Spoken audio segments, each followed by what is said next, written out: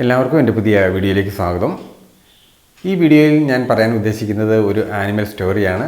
പക്ഷേ എങ്കിലും അതിന് മനുഷ്യരുടെ സ്വഭാവവുമായിട്ട് ചില കാര്യങ്ങളിൽ ബന്ധമുണ്ട്. അപ്പോൾ അത് നിങ്ങൾ അവസാനം വരെ കാണുക. പണ്ട് കാലത്തെ കൊടും കാട്, ആ കൊടുങ്കാട്ടിൽ ഒരു സിംഹം അതിൻ്റെ വേട്ടയ്ക്ക് എന്നും ഇറങ്ങും. അങ്ങനെ പതിവ് പോലെ ഇറങ്ങിയപ്പോൾ അത് വേറിട്ട ചില വഴിയിലൂടെ, അതുവരെ പോകാത്ത വഴിയിലൂടെ പോയി ഒരു മാൻ കൂട്ടങ്ങൾ ഉള്ള, നൂറുകണക്കിന് മാനുകളുള്ള ഒരു സങ്കേതത്തിൽ ചെന്ന് പെട്ടു. മാനുകളെല്ലാം ചെതറി നാലുപാടും ഓടി. പക്ഷേ മാനുകളുടെ നേതാവായ ഒരു മാൻ അത് പോകാതെ അവിടെ തന്നെ നിന്നു. കാരണം അതിൻ്റെ പിറകിൽ വയ്യാതെ കിടക്കുന്ന കുറച്ച് മാനുകൾ ഉണ്ടായിരുന്നു. അന്നേരം മാനുകളുടെ നേതാവ് പറഞ്ഞു, എൻ്റെ പിറകിൽ കുറച്ച് വയ്യാത്ത രോഗികളായിട്ടുള്ള പലതരം മാനുകൾ കിടപ്പുണ്ട്. അപ്പോൾ അവരെ ഒന്നും ദയവായിട്ട് അങ്ങ് ഉപദ്രവിക്കരുത്. അതിന് പകരമായിട്ട് ഓരോ ദിവസവും അങ്ങയുടെ ഗുഹയിലേക്ക് ഓരോ മാൻ വരുന്ന രീതിയിൽ ഞാൻ അതിൻ്റെ വേണ്ടിയ ക്രമീകരണം ചെയ്തോളാം എന്ന് പറഞ്ഞു. അപ്പോഴേക്കും സിംഹത്തിന് വളരെ അതൊരു നല്ല കാര്യമായിട്ട് തോന്നി. സിംഹം പറഞ്ഞു, ഞാൻ ഇവിടെ കാണുന്ന തൊട്ടടുത്തുള്ള ഗുഹയിൽ കഴിഞ്ഞോളാം. അങ്ങോട്ട് എല്ലാ ദിവസവും രാവിലെ ഒരു മാനിനെ വീതം നിങ്ങൾ തിരഞ്ഞെടുത്ത് അയച്ചോണം. അന്നു മുതൽ സിംഹം ആ ഗുഹയിലേക്ക് താമസം മാറ്റി. ആ ഗുഹയിൽ എന്നും രാവിലെ ഓരോ മാനും വരും. അങ്ങനെ ആ മാൻ വന്ന് അതിനെ കൊന്നു തിന്നും. അതിന് ശേഷം എല്ലാ ദിവസവും ക്രമമായിട്ടിങ്ങനെ വന്നുകൊണ്ടിരുന്നു. ഏതാനും ദിവസം കഴിഞ്ഞപ്പോൾ ഒരു വലിയ പ്രശ്നം അവിടെ വരാൻ തുടങ്ങി. കാരണം സാധാരണയായിട്ട് കാടിൻ്റെ പല ഭാഗത്തു നിന്നും വേട്ടയാടി പിടിക്കുന്ന മൃഗത്തിൻ്റെ ആവശ്യമുള്ള ആഹാരം കഴിച്ചതിന് ശേഷം സിംഹം മടങ്ങി പോരുകയാണ് ചെയ്യുന്നത്. പലതരം ജീവികളും പക്ഷികളും അതുപോലെ മൃഗങ്ങളും എല്ലാം ആ മൃഗത്തിൻ്റെ അവശിഷ്ടങ്ങൾ തിന്നോളും. പക്ഷേ ഇവിടെ മറിച്ചാണ് കാര്യങ്ങൾ നടന്നത്. അതായത് ഈ ഗുഹയിലേക്ക് വേറെ മൃഗങ്ങളൊന്നും കയറി വരുന്നില്ല.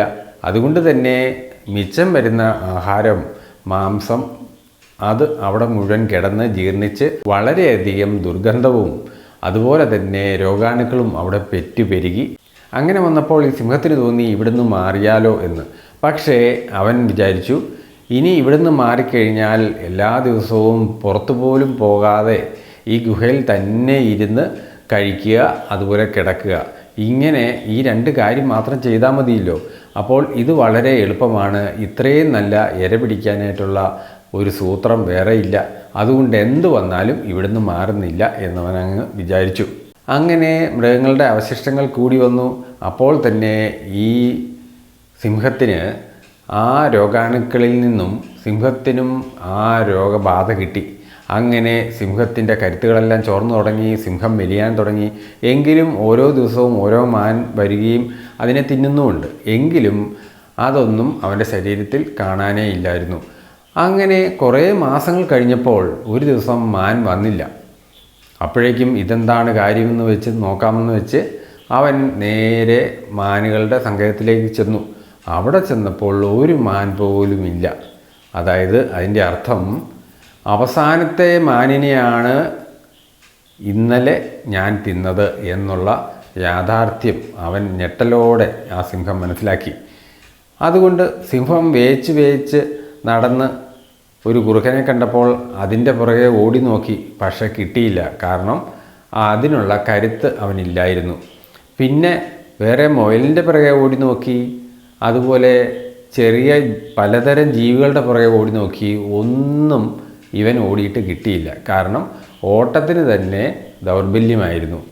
അങ്ങനെ അന്ന് രാത്രിയായപ്പോൾ തന്നെ അവൻ കുഴഞ്ഞു വീണ് ചത്തു. ഈ കഥയുമായിട്ട് സാമ്യം ഉള്ള ചില മനുഷ്യരെയും നമ്മൾ കാണാറുണ്ട്. അതായത് സൗജന്യമായിട്ട് എവിടെയെങ്കിലും എന്തെങ്കിലും കിട്ടുകയാണെങ്കിൽ അധ്വാനിക്കാതെ ജീവിക്കുന്ന ഒരു വർഗം, അതുപോലെ എന്തും പണി ചെയ്യാതെ നേടാം എന്നുള്ള സൂത്രവിദ്യയിലൂടെ ജീവിക്കുന്ന ചില ആളുകൾ, അതുപോലെ മറ്റ് തെറ്റായ മാർഗങ്ങളിലൂടെ പണം സമ്പാദിക്കുകയും അത് ആസ്വദിക്കുകയും ചെയ്യുന്ന അലസരായിട്ടുള്ള കുറേ ജനവിഭാഗങ്ങൾ, ഇങ്ങനെ പലതരത്തിലുള്ള ആൾക്കാരെ നിങ്ങൾക്ക് സൂക്ഷ്മമായി നോക്കിയാൽ നിങ്ങൾക്ക് നല്ലതുപോലെ മനസ്സിലാക്കിയെടുക്കാൻ പറ്റും. അലസതയും മടിയും താൽക്കാലിക സുഖം വരുത്തുമെങ്കിലും ദീർഘകാലത്തിൽ നോക്കിയാൽ അത് നിങ്ങളെ നശിപ്പിക്കും. കാരണം എപ്പോഴും നിങ്ങൾക്ക് ഈ സാഹചര്യങ്ങൾ ഒത്ത് ഇണങ്ങി വരണമെന്നില്ല. ഏതെങ്കിലും ഒരു പ്രതികൂല സാഹചര്യങ്ങൾ വരുമ്പോൾ പിന്നീട് അതിനെ നേരിടാൻ കഴിയാത്ത വിധം നിങ്ങൾ ദുർബലരായി പോകും. അതുകൊണ്ട് പ്രപഞ്ചം നമുക്ക് അനുവദിച്ചിട്ടുള്ള ശക്തി കൊണ്ട് വേണ്ട വിധത്തിൽ നല്ലതുപോലെ കഠിനാധ്വാനം ചെയ്ത് ജീവിക്കാൻ എല്ലാവരും ശ്രമിക്കുക. സൂത്ര വഴിയിലൂടെയും എളുപ്പ വഴിയിലൂടെയും ചതിയിലൂടെയും കുറുക്ക് വഴിയിലൂടെയും നാം ജീവിക്കാനായിട്ട് ശ്രമിക്കരുത്. അതുകൊണ്ടാണ് പഴമക്കാർ പറയുന്ന ഒരു കാര്യം, അലസൻ്റെ മനസ്സ് ചെറുത്താൻ്റെ പണിപ്പുരയാണെന്ന് പറയുന്നത്.